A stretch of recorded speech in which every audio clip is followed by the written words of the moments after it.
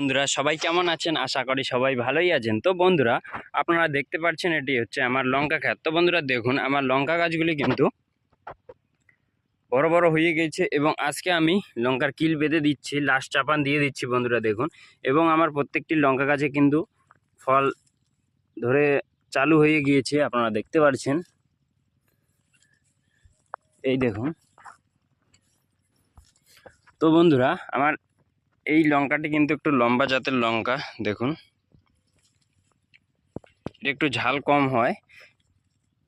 তো আপনারা যদি চান এটি লাগাতে পারেন।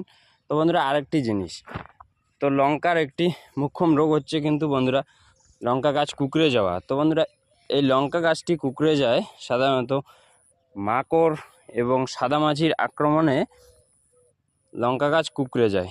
এই দেখুন, এই যে এই গাছটি কুঁকড়ে যাচ্ছিল, তো